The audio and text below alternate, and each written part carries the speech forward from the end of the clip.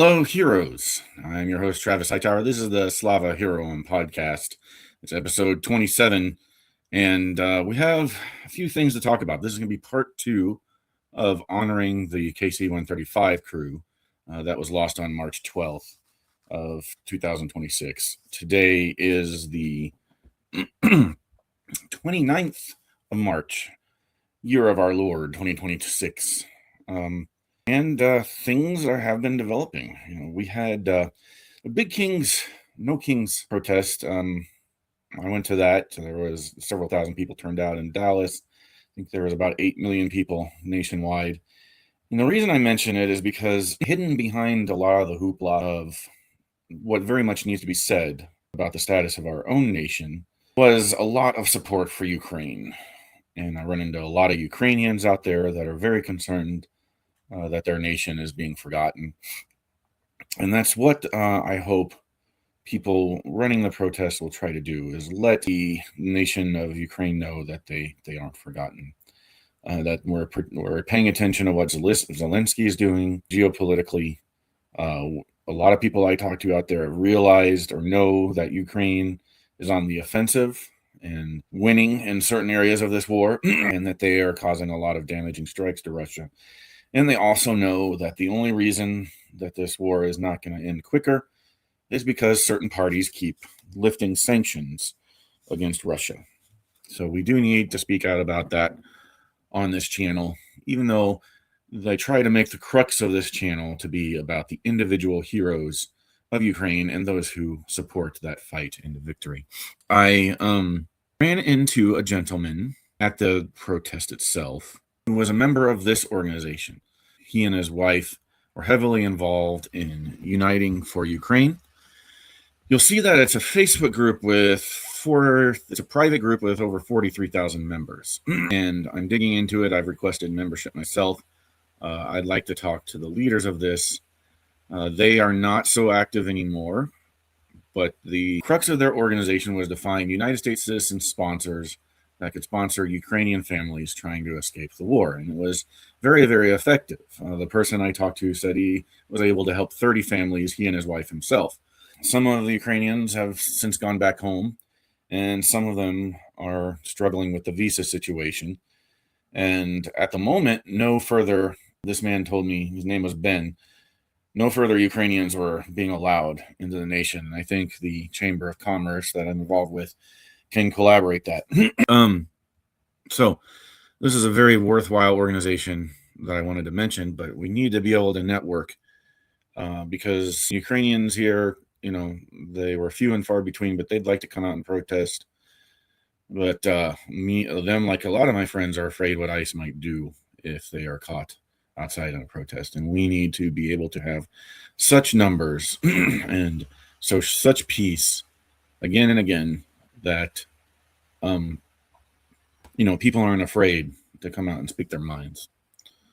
While I am on the topic of Ukraine aid organizations, First Lady of Ukraine did visit Dallas at the Dallas Public Library, and she spoke about this very topic of giving Ukrainians space to come and feel free and feel safe. And I hope that at some point I can share her words with you. I know that I have a Facebook reel, but she's speaking in Ukrainian, and then someone else comes and translates for her. What I'd like to do, with permission of the Chamber of Commerce, I don't have it yet, is to make a little video of that and replay that for you. So something that I found out that it just happened earlier this week. It was a closed event, or I might have even been invited, but she was talking to the Chamber of Commerce in particular, and select members and special medical people and surgeons that some of the surgeons that we've been talking to on this channel, in fact, about the aid that they're giving Ukraine. And so it was a very special visit by her, and look forward to hearing more from that visit next week.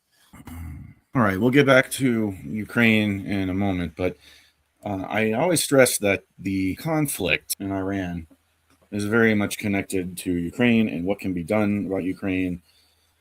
People tend to know by now that Russia is helping target. I don't know if a big deal needs to be made about that because we help Ukraine target. But it just depends on how you line up your ideology.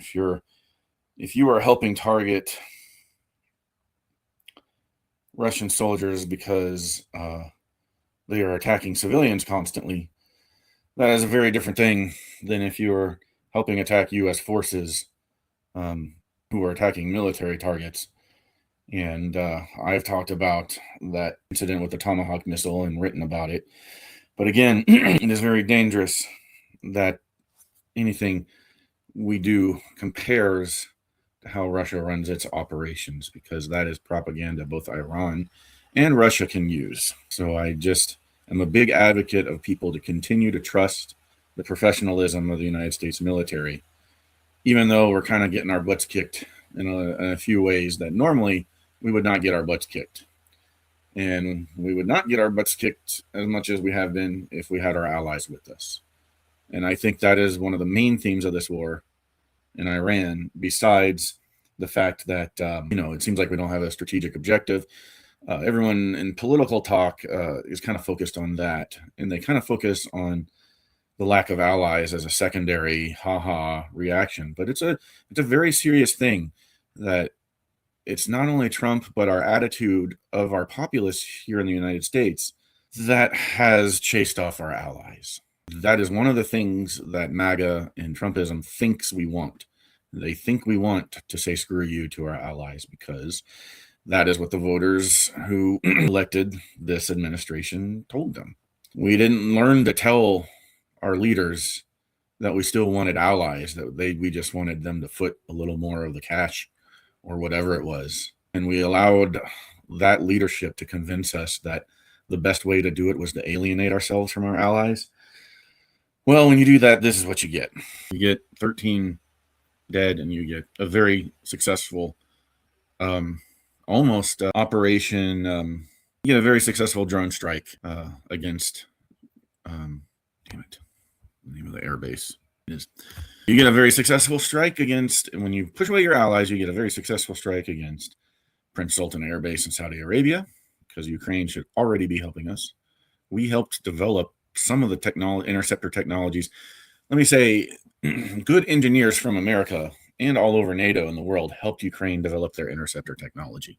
They did it with their own companies being contracted by Ukraine to help them do so. And then some of those same people also became warriors for Ukraine. We've talked about them before. I hope to have some of them on this channel at some point after Victory Day. But if it's pride we're worried about, Americans helped. But we also know that Putin is obviously someone's favorite person. I mean, you just can't ignore it when you treat one guy one way in the Oval Office and you roll out the red carpet for another one. When you're not treating people, if you're not treating them both with a red carpet or both with a scorn and disdain, then you're not really trying to negotiate an equal peace partnership. And I think most people realize that. But I am frustrated by maybe 30% of the people that do not. So let's get back into it. The first crew we honored last week was half the crew of the KC-135 that went down. They were from the Alabama National Guard, even though they were from other different states. This group is from the Ohio National Guard, and I have not gotten a chance to write on all of them, but I have written about Captain Seth Koval. He was prior enlisted. Started out as a maintenance guy way back in 2006. So he had an enlisted career, just about the same amount of career that I had as an officer for 10 years. And then he became an officer and became a pilot. And he was so experienced of a pilot that, and there's him and his wife that he leaves behind. And he also leaves behind 2 children. But they had a very, very strong faith. And his wife makes that clear. And when I write about him, I write about the importance of having faith as a warrior, because it prepares you. No one's prepared that you'll have to give your life. No one goes and enters the military expecting that. That's how some leaders talking have callously made it sound. But you also understand the greater love hath no man than this, that a man laid down his life for his friends. John 15:13. And that's what it's all about. I included a little reminder of, I don't know if they'll get one, this crew, but I hope they do. They probably all had their memorial services by now, but they really, in my mind, deserve a piano burning. And a piano burning is when someone goes down in combat.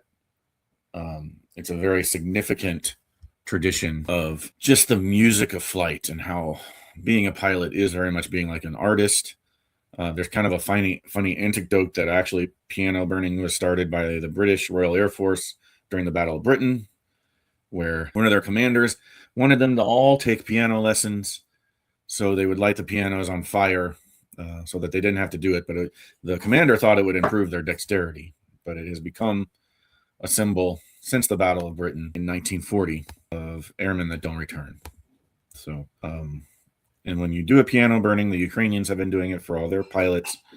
You choose a song that you play on that piano as a send-off before you burn it. So I don't know a song to play for this tanker crew, but let me know in the comments if you have an idea for it, and I will play it over this podcast in a small re-edit. All right, so there's Captain Seth Koval. Please do check out the article I wrote on him. I do want to say where he was from originally. I believe it's Kentucky. No, he's from Ohio. I think the next two we have are from Kentucky. We lost two prior enlisted captains, actually. One of them was an enlisted man for far longer. I mean, look at this. This is the photo they often share of this pilot, young Captain Curtis Angst. But you look there, that's an 18-year-old kid right out of basic, and that's it's a little misleading in that I thought this really young man had died. I thought he was a boom operator. He's so young looking there. But that picture is probably from September 2015. And here is a more recent picture of Captain Angst. And there he is there he is in the front seat of KC-135. You can tell he loved what he did. This guy, again, is a pilot of lots and lots of hours. Tanker pilots are some of the most accomplished pilots in the Air Force as far as hours. 880 hours in the air, 67 on combat missions. He was part of Spartan Shield and Epic Fury. So another experienced tanker guy. This one probably getting his orientation flight into theater for Epic Fury. And did not get to come home. Captain Angst. Captain Angst his family's been a lot, even more private than a lot of the other folks. He does have a GoFundMe page honoring Captain Curtis Angst. When I write the article on that, I will link him, and I'll provide a link in the description to his GoFundMe and the other GoFundMes for the whole crew. Really should have done that in the first place. And finally, we talked about people of faith. This is Tyler Simmons, technical sergeant. There's him doing his job as a boom operator. You see that kind of cramped space that boom operators lay down in. They have this chair that you put their chin in, and then there's the controls right there. It kind of made it look like they had a normal chair. I think I was showing you a KC-10 before, but there's KC-135, and there's him doing his job. He has a nice Bose headset instead of the old green ones. And there he is with his dad, and his dad talks about him a lot. The dad wanted to talk about him a lot. But the story dad shares is that Tyler Simmons believed that he was not coming home from this deployment to Iran. He felt in his gut something was going to happen. And sometimes I think there's a lot of merit to that. A warrior who's locked in knows sometimes when they're not coming home. And when they got the word, they still were in disbelief. The parents had the same, all of them had officers come knock on their door. But this family tells that story and shares the shock of their disbelief. He was doing what he loved. They thought that what he was doing was rare, but they were proud that a black man in their family had become an aviator doing what he loved. And so I have no doubt that he knew he had a purpose beyond this world coming for him. And I think that purpose is to continue to watch over and escort other aviators to safety. So just like everyone else on this crew. So we remember Technical Sergeant Simmons, Tyler Simmons, We remember, see, there he is speaking at an event. Tyler Simmons. He seemed like a very charismatic young man. And you have, remember, with a toast, Captain Angst. Toast with water because they don't return. And finally, we remember Captain Seth Koval. Let me switch this down. Captain Seth Koval. Only remember him. And so I know that's kind of a downer episode, remembering heroes that have passed. But wait, there's more. We have to have our remember Ukrainians who have left us, Ukrainian heroes. And in this case, they're all civilian heroes. So I do this every podcast because every podcast, somebody else is in Ukraine is killed by a drone strike, a human safari hunt where small drones are hunting people and the Russians are hunting them down deliberately. That's something that still isn't quite making the rounds. Unless you're a Ukrainian yourself, you kind of might not know about it. So please share this podcast, please subscribe, and please share this QR code that is up in the top left. Is that the correct QR code? Yes. So my QR code that is always going in the top left there will take you to the documentary and how you can assist with human safari. So killed by the human safari this week by small drone. 15-year-old Ania and her father, they were leaving a maternity hospital in Ivano-Frankivsk. They had been visiting her mother and their newborn brother. So, sometimes you're that oldest sister that was born 15 years ahead of schedule. And then little brother comes, and there's a lot of families like that. But this poor kid will be missing his older sister. Never know her because of human safari, because of Russians, because Russia is a terrorist state. In addition, this previous week, we lost another young woman, 20-year-old Dasha. She lives in the Sumy region, which is a frontline city, and people in the Sumy are now sisters cities with Tulsa. So if you're from Tulsa, please reach out to Sumy for 20-year-old Dasha. Homes were shelled, just artillery. You're talking about, we didn't program a Tomahawk missile correctly. Daily, people are just shelled with artillery indiscriminately into their towns. Dasha, she covered and protected her 60-year-old sister. And the sister is in serious condition, so we pray that she makes it. This happened yesterday, I'm going to say March 27th. And finally, Lena Marochinka, we've released a full name, from Dnipro Military Hospital. So again, it's a hospital, military hospital. The Russians know that their soldiers, they are recovering. They don't care. They will hit ambulances. They are take no prisoners. And the Russians are losing so many men that I imagine that they're just taking out their frustrations, kind of like when a football team is getting beat 17-2 and you're the team with nothing, and you just go and punch, and kick. And they were terrorists the whole time, but as the more they lose, the more desperate they become, and the more they will kill civilians and medical personnel, like Olena, the nurse. So I hate to say, this channel, happy news is that Ukraine is winning on the Zaporizhzhia front. There are plenty of channels covering that. Ukraine is winning. They're striking back. There's parts of Russia that are still burning, Russian oil fields. But unfortunately, what we really need to be doing is closing the sky. And a very important asset that would have been useful for closing the sky was just lost. And it was lost because, as I talked about earlier, we're driving away our allies, driving away the one country that can help us the most, in particular, Ukraine. But this one's personal. It feels like somebody blew up an old car that I was done using, but it was still my old car and the old car of a lot of AWACS veterans. So you can't very much tell in these pictures that you're looking at an AWACS, but this is tail number 0005, or more affectionately, when we call them in the Air Force, we call it Balls 5. So you're looking at this aircraft right here, and the drone looks like it came in, hit right here, and blew the whole aircraft in half. And so what you have left is this scrap pile. Thankfully, nobody was killed or injured in this attack. They also took out several tankers, and the Air Force calls this type of loss, these aircraft are HAVA, or high value airborne assets. They're high value because with the mission they do, and because they're on station for a long time, and they are quite irreplaceable. And I don't know if the current administration is going to be too worried about the loss of this because they were getting rid of the AWACS in the first place. But obviously, this war they're talking about retrofitting the A-10 to go after to protect fleets.